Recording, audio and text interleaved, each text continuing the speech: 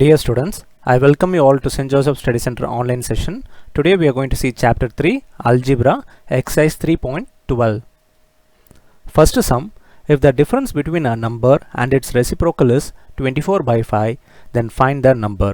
Okay, so நமக்கு என்ன நம்பர்னு கொடுக்கல and அதோட ரெசிப்ரோக்கலும் என்னன்னு தெரியாது நம்மளுக்கு, சரிங்களா? ஆனால் இது ரெண்டுத்துமே நம்ம டிஃபரன்ஸ் பண்ணுறப்போ எவ்வளோ கிடைக்கும்னு சொல்லியிருக்காங்க, which is 24 by 5 கிடைக்கும் அப்படின்னு சொல்லியிருக்காங்க. அப்போ அந்த நம்பர் என்னவா இருக்கும் அப்படின்றத கேட்குறாங்க, சரிங்களா? ஸோ நம்ம என்ன பண்ணலாம், அசம்ஷன் பண்ணுவோமா?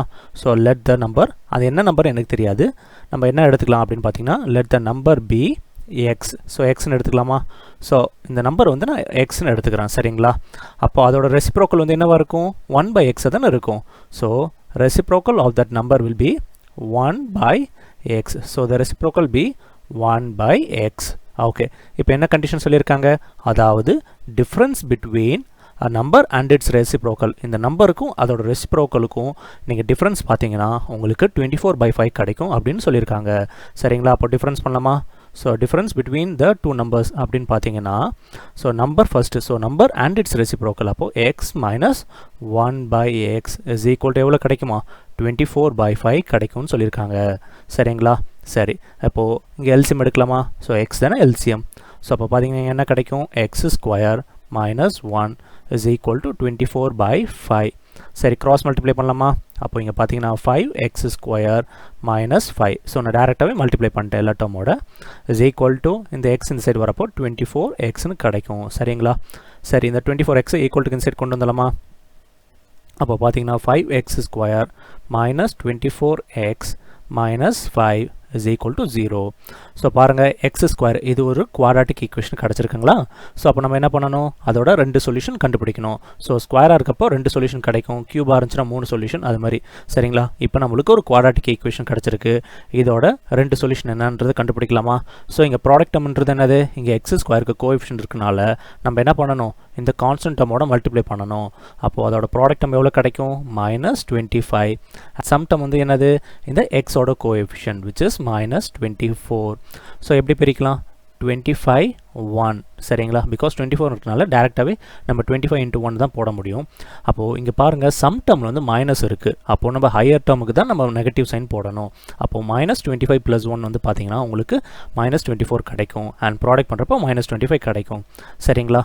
அப்போ பார்த்தீங்கன்னா 5x square minus 25x plus x minus 5 is equal to 0.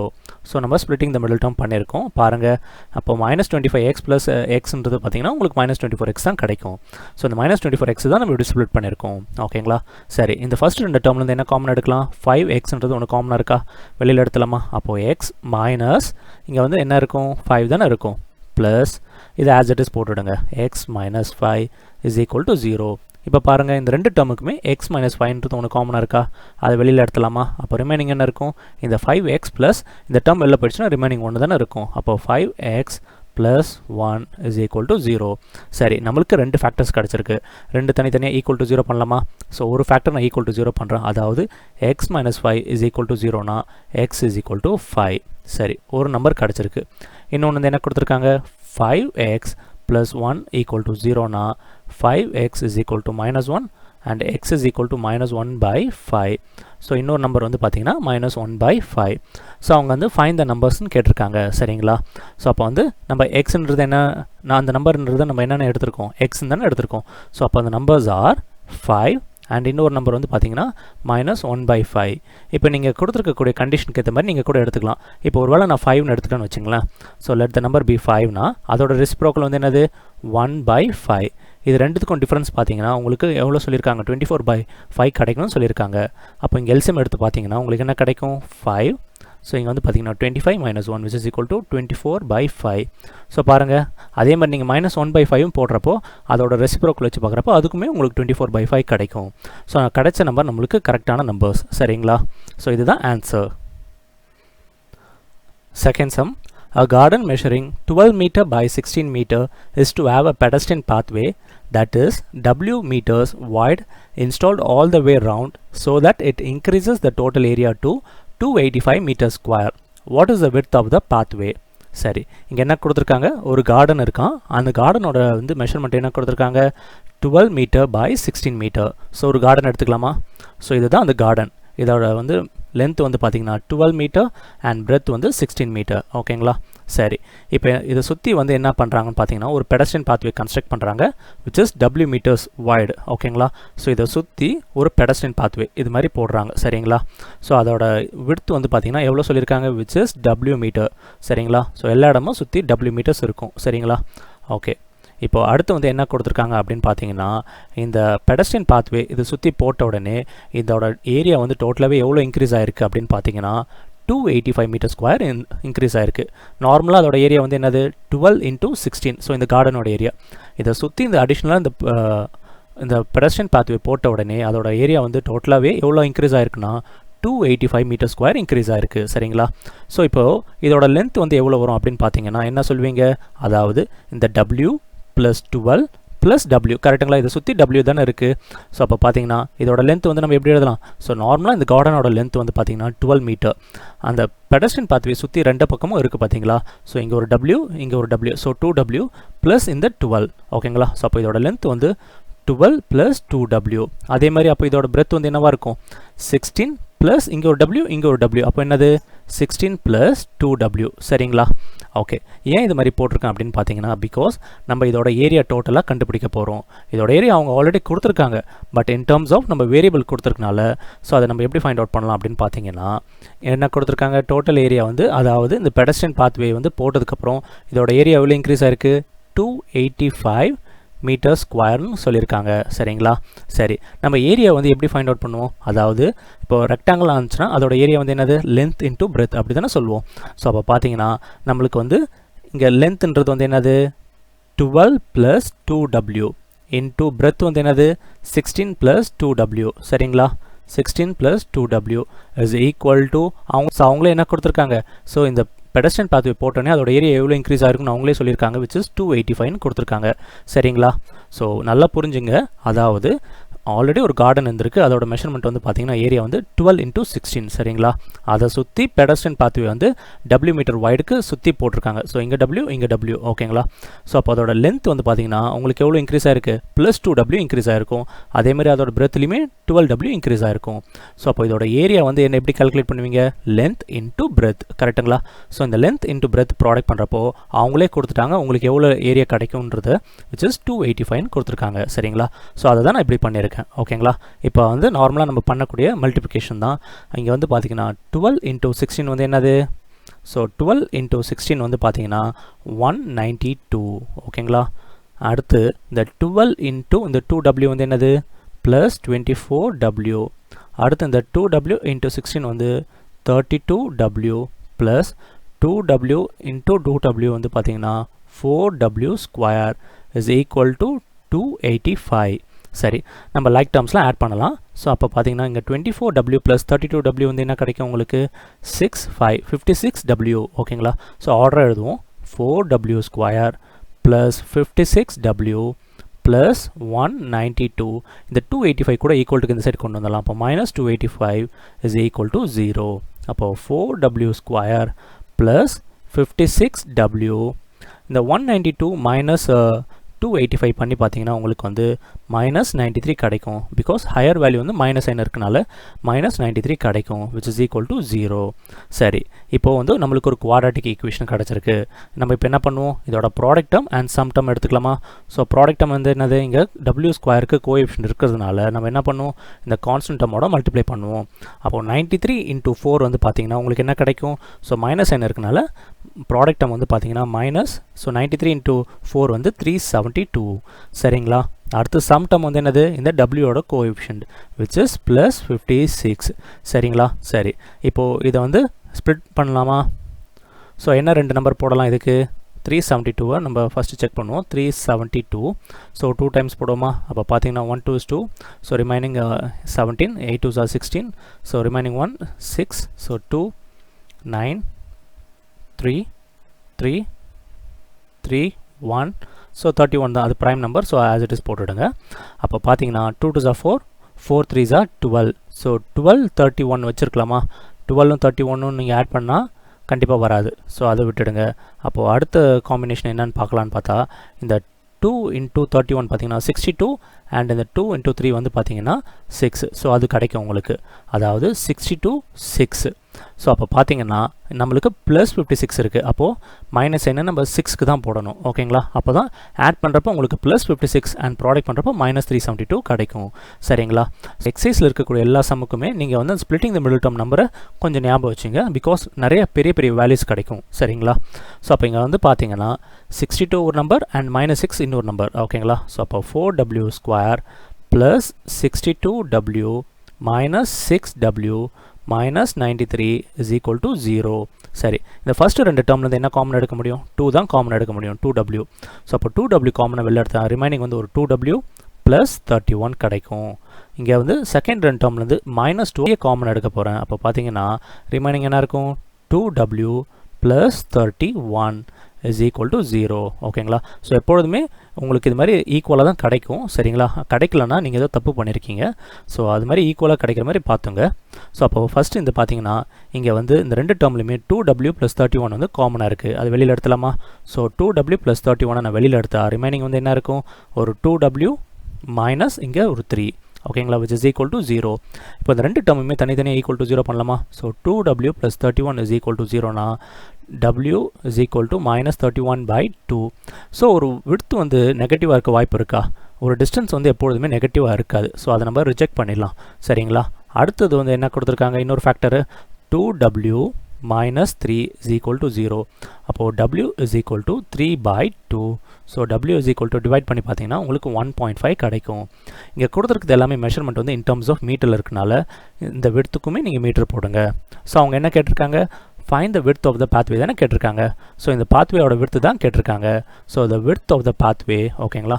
So statement ப்ராப்பராக எழுதி சொல்லுங்கள். width of the pathway is equal to 1.5 meter. So இதுதான் answer. Third sum. A bus covers a distance of 90 km at a uniform speed. Had the speed been 15 km per hour more, it would have taken 30 minutes less for the journey. Find the original speed of the bus. Okay. So actually என்ன கொடுத்துருக்காங்க பார்த்தீங்கன்னா ஒரு bus இருக்குது. அது வந்து டோட்டலாக 90 km distance travel பண்ணுது ஒரு யூனிஃபார்ம் ஸ்பீடில். சரிங்களா? ஒரு வேளை அதோட யூனிஃபார்ம் ஸ்பீடில் ஒரு 15 km ஸ்பீட் எக்ஸ்ட்ரா ஆட் பண்ணனா ஸோ ஸ்பீட் அதிகமாக நம்ம பண்ணுறப்போ என்ன ஆகும்? டைம் நம்ம சீக்கிரமாக ரீச் பண்ணுவோம். கரெக்டுங்களா? ஸோ அதை தான் கொடுத்துருக்காங்க. ஒரு 15 km ஸ்பீடை வந்து இன்க்ரீஸ் பண்ணுறப்போ உங்களுக்கு வந்து 30 minutes லெஸ் ஆகுது அந்த ஜர்னிக்கு. ஓகேங்களா? டிஸ்டன்ஸ் என்னவோ சேம் தான். ஓகேங்களா? ரெண்டுத்துக்குமே டிஸ்டன்ஸ் சேம் தான். ஸோ நார்மலாக போகிறப்பையும் அது 90 km தான், ஸ்பீடாக போகிறப்பையும் அந்த டிஸ்டன்ஸ் வந்து 90 km தான். பட் ஆனால் நீங்கள் ஸ்பீடாக போகிறப்ப என்ன ஆகும்? டைம் வந்து நீங்கள் சேவ் பண்ணுவீங்க. கரெக்டுங்களா? ஸோ அப்போது இன்னும் கிளியராக நான் சொல்கிறேன். இப்போ பார்த்தீங்கன்னா இது நார்மலாக போகக்கூடிய ஸ்பீடு. ஓகேங்களா? ஸோ இந்த பஸ் வந்து நார்மலாக ஒரு ஸ்பீடில் போகுது. ஸோ நான் என்ன எடுத்துக்கிறேன்னு பார்த்தீங்கன்னா let the uniform speed. So இந்த பஸ் வந்து நார்மலாக ஒரு யூனிஃபார்ம் ஸ்பீடில் போகுது. அந்த ஸ்பீடு என்னன்னு தெரியாது. நான் அதை எக்ஸ்ன்னு எடுத்துக்கிட்டோமா? So let the speed be x. ஓகேங்களா? டிஸ்டன்ஸ் வந்து என்ன கொடுத்துருக்காங்க? டிஸ்டன்ஸ் வந்து 90 km. சரிங்களா? இந்த ட்ராவலிங் டிஸ்டன்ஸ் வந்து பார்த்தீங்கன்னா ஸோ டோட்டலாக அந்த டிஸ்டன்ஸ் வந்து 90 km. ஓகே. ஸோ இந்த பஸ் வந்து எக்ஸ் கிலோமீட்டர் ஸ்பீடில் ட்ராவல் பண்ணுது. ஓகேங்களா? அப்போது இது வந்து எவ்வளோ டைம் எடுத்துக்குது அப்படின்னு பார்த்தீங்கன்னா ஸோ டைம் வந்து நம்ம எப்படி கால்குலேட் பண்ணலாம்? நம்மளுக்கு என்ன தெரியும்? Speed is equal to distance by time. கரெக்டுங்களா? ஸோ அப்போ டைம் வந்து நம்ம இன்சைட் கொண்டு வந்துடலாம். அப்போ பார்த்தீங்கன்னா டைம் இஸ் ஈக்குவல் டு என்ன சொல்லுவீங்க? Distance by speed. கரெக்டுங்களா? So distance by speed. Okay. So அப்போ இங்கே பார்த்தீங்கன்னா இங்கே டிஸ்டன்ஸ் வந்து எவ்வளோ கொடுத்துருக்காங்க? 19 கொடுத்துருக்காங்க. அண்ட் ஸ்பீடு வந்து எக்ஸ். சரிங்களா? சரி, நான் இந்த டைம் வந்து இது டைம் 1ன்னு எடுத்துக்கிறேன். பிகாஸ் ரெண்டு ஸ்பீடு கொடுத்துருக்குங்களா? ஸோ அதனால் நான் வந்து டைம் இதுக்கு வந்து ஒரு டைம் 1ன்னு எடுத்துக்கிறேன். சரிங்களா? அடுத்து வந்து என்ன சொல்லியிருக்காங்க? at the speed been 15 km per hour more. ஓகேங்களா? ஸோ இப்போ என்ன பண்ணுறாங்க? நார்மலாக போகக்கூடிய அந்த பஸ் வந்து பார்த்தீங்கன்னா எக்ஸ் கிலோமீட்டர் ஸ்பீடில் போகுது. இது கூட இப்போ உதாரணத்துக்கு இது ஒரு 60 km ஸ்பீடில் போகுதுன்னு வச்சுங்களேன். இது கூட 15 km ஆட் பண்ணால் எவ்வளோ ஸ்பீடில் போகும்? 75 km ஸ்பீடில் போகும். கரெக்டுங்களா? ஸோ அந்த கான்செப்ட் தான் சொல்ல வராங்க. ஸோ அப்போ நம்ம வந்து என்ன எடுத்துக்கலாம்? Increased speed. ஓகேங்களா? ஸோ இந்த இன்க்ரீஸ்டு ஸ்பீடு வந்து பார்த்தீங்கன்னா நம்ம என்ன பண்ணுவோம், அந்த ஏற்கனவே இருக்கக்கூடிய ஸ்பீடு அதாவது எக்ஸ் கூட நம்ம என்ன பண்ணுவோம், இந்த 15 km/h ஆட் பண்ணுவோம். கரெக்டுங்களா? அப்போது இன்க்ரீஸ்டு ஸ்பீடு வந்து பார்த்தீங்கன்னா எக்ஸ் ப்ளஸ் 15. சரிங்களா? அண்ட் டிஸ்டன்ஸ் வந்து பாருங்கள், இதுக்குமே சேம் தான், ஒரே டிஸ்டன்ஸ் தான், ஸ்பீடு தான் இன்க்ரீஸ் பண்ணுறாங்க. சரிங்களா? ஸோ டிஸ்டன்ஸும் 90 km தான்.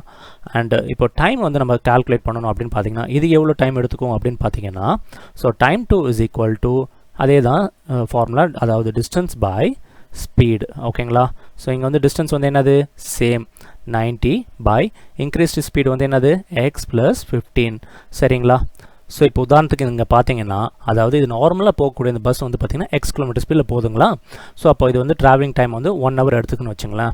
அதுவே இந்த பஸ் வந்து பார்த்தீங்கன்னா கூடுதலாக கொஞ்சம் ஸ்பீட் இன்க்ரீஸ் ஆகிறப்போ டைம் வந்து கம்மியாகுது. அப்போது ஒரு 30 minutesலேயே அது போய் அந்த டெஸ்டினேஷனை ரீச் பண்ணுது. இது 1 hour ஆகுது, அதுவே இது 30 minutes ஆகுது. ஸோ இப்போ நான் வந்து என்ன கேட்குறேன்னு வச்சுங்களேன், இப்போ வந்து எவ்வளோ டைம் இவங்க சேவ் பண்ணாங்க அப்படின்னு கேட்டால் நீங்கள் என்ன பண்ணுவீங்க, ஸோ 1 hour அதாவது 60 minutes. ஸோ 60 minutes மைனஸ் இந்த 30 minutes பண்ணுறப்ப நீங்கள் என்ன சொல்லுவீங்க, 30 minutes டைம் சேவ் பண்ணிட்டோம் அப்படின்னு தானே சொல்லுவீங்க. ஸோ அதே தான் கான்செப்ட் இங்கே. ஸோ என்ன பண்ண போகிறோம் அப்படின்னு பார்த்தீங்கன்னா, இங்கே என்ன சொல்லியிருக்காங்க, ஸோ அப்போ ஸ்பீடு 15 km கூடுதலாக இருக்கப்போ இவங்க என்ன சொல்கிறாங்க, 30 minutes வந்து லெஸ் ஆகுது ஜர்னிக்கு அப்படின்றத சொல்கிறாங்க. ஸோ அப்போ நம்ம என்ன பண்ணுவோம், இங்கே என்ன பண்ணுவோம், 60 minus 30 சொன்னோமா இல்லையா. So 60 minus 30 is equal to 30. So 30 minutes வந்து இவங்க சேவ் பண்ணியிருக்காங்க அப்படி தானே சொல்லுவோம்.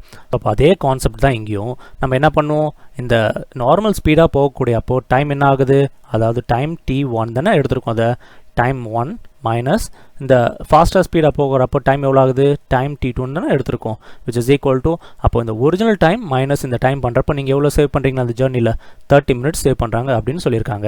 ஓகேங்களா? இங்கே வந்து இன் டர்ம்ஸ் ஆஃப் மினிட்ஸ் கொடுத்துருக்காங்க. பட் ஆனால் இங்கே பாருங்கள் ஹவர்னு மென்ஷன் பண்ணியிருக்கனால இங்கெல்லாம் யூனிட்டை, ஸோ நம்ம இந்த மினிட்டை கூட நம்ம ஹவராக சேஞ்ச் பண்ணோம். ஸோ வந்து நம்ம மினிட்டை ஹவராக சேஞ்ச் பண்ண என்ன பண்ணுவோம், டிவைடட் பை 60.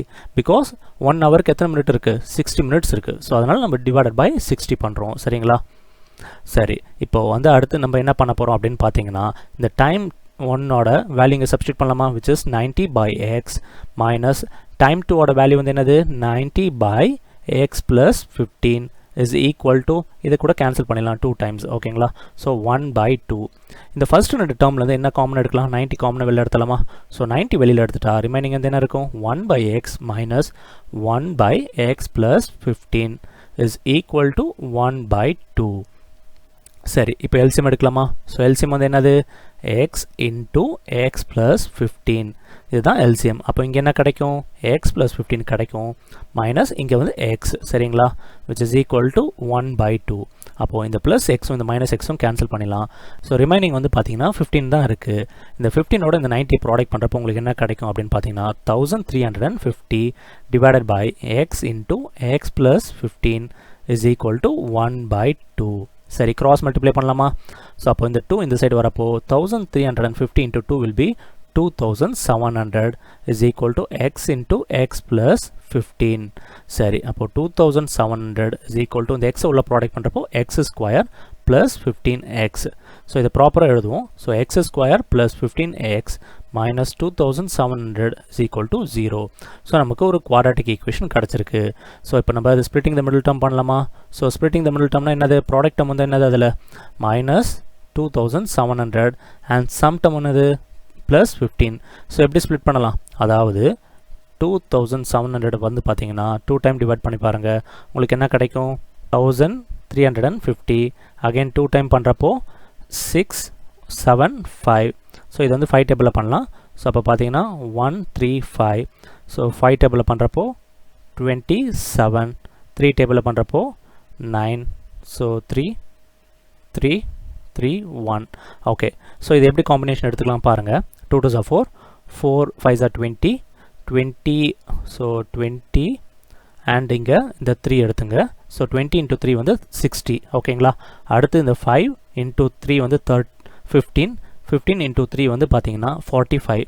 ஸோ இது ஆல்ரெடி நான் ஒர்க் அவுட் பண்ணிட்டேன். ஸோ நீங்கள் வந்து இதெல்லாம் கரெக்டாக தெரிஞ்சு வச்சுக்கணும். அப்போ பார்த்தீங்கன்னா உங்களுக்கு வந்து எப்படி ஸ்ப்ளிட் பண்ணலாம் அப்படின்னு பார்த்தீங்கன்னா ஸோ ஒன்று வந்து 60, இன்னொன்று வந்து 45. சரிங்களா? ஸோ 60 ஒரு காம்பினேஷன், 45 ஒரு காம்பினேஷன். இப்போ ஆட் பண்ணுறப்போ எனக்கு +15 கிடைக்கணும். அப்போ நான் என்ன பண்ணணும்? இந்த 45க்கு மைனஸ் சைன் போடணும். அப்போ தான் 60 - 45 வந்து பார்த்தீங்கன்னா +15 கிடைக்கும். அண்ட் ப்ராடக்ட் பண்ணுறப்போ -2700 கிடைக்கும். சரிங்களா? ஸோ நான் இந்த ஸ்டெப் இங்கே கண்டினியூ பண்ணுறேன். ஸோ அப்போ பார்த்தீங்கன்னா x², இந்த 15x நான் எப்படி ஸ்ப்ளிட் பண்ணியிருக்கேன் அப்படின்னு பார்த்தீங்கன்னா +60x - 45x -2700 is equal to 0. இங்கே x² கோஎஃபிஷியன்ட் கிடையாது. நீங்கள் டேரெக்டாகவே x + 60 × x - 45 is equal to 0 கூட டேரெக்டாக போடலாம். இல்லைனா கூட இந்த மாதிரி ஸ்டெப்ஸ் சால்வ் பண்ணி கூட போடலாம். ஸோ அப்போ இங்கே x நான் காமன் எடுக்கிறப்போ x + 60 கிடைக்கும். மைனஸ் இங்கே 45 நான் காமன் எடுத்தால் எனக்கு ரிமைனிங் என்ன இருக்கும்? ஸோ அப்போ இங்கே 45 நான் காமன் எடுக்கிறேன். அப்போ ரிமைனிங் என்ன இருக்கும் அப்படின்னு பார்த்தீங்கன்னா x + 60 is equal to 0. இந்த ரெண்டு டேர்ம்லையுமே x + 60 ஒன்று காமனாக இருக்கா? அது வெளியில் எடுத்துக்கலாம். அப்போ ரிமைனிங் வந்து x - 45 is equal to 0. So ரெண்டு ஃபேக்டர்ஸ் இருக்குது. ரெண்டு தனித்தனியாக ஈக்குவல் டு 0 பண்ணலாமா? x + 60 is equal to 0னா x is equal to -60. இந்த xன்றது நம்ம என்னென்னு எடுத்திருக்கோம்? ஸ்பீடு தானே எடுத்திருக்கோம். ஸ்பீடு வந்து நெகட்டிவாக இருக்குமா? கண்டிப்பாக இருக்காது. அப்போ இதை நம்ம நெக்லெக்ட் பண்ணிடலாம். ஸோ அடுத்த ஃபேக்டர் என்னன்னு பார்த்தீங்கன்னா x - 45 is equal to 0னா அப்போ x is equal to 45. So இது வந்து xன்றது வந்து என்னது? ஸ்பீடு. ஸோ அப்போ ஸ்பீடுன்றது வந்து எப்படி நம்ம மென்ஷன் பண்ணணும்? in terms of km/h. Because ஸ்பீடுன்றது என்னது? Distance by time. டிஸ்டன்ஸ் வந்து கிலோமீட்டர், டைம்ன்றது ஹவர். ஸோ அப்போ வந்து பார்த்தீங்கன்னா 45 km/h. ஸோ அவங்க அதுதான் கேட்டிருக்காங்க, find the original speed of the bus. So இந்த பஸ் வந்து பார்த்தீங்கன்னா அப்போது 45 km/h ட்ராவல் ஆயிருக்கு. அண்ட் அதோட இன்க்ரீஸ்டு ஸ்பீடு வந்து அப்போ என்னவா இருக்குன்னா 60 km/h ட்ராவல் பண்ணியிருக்கு. சரிங்களா? நம்மளுக்கு இந்த ஒரிஜினல் ஸ்பீடு தான் தேவை. ஸோ அதனால் இந்த டேட்டா மட்டும் நீங்கள் சொன்னால் போதும். ஓகேங்களா? ஸோ கடைசியாக the original speed of the bus is equal to 45 km/h அப்படின்னு ஸ்டேட்மெண்ட்டில் எழுதி சொல்லிவிடுங்க.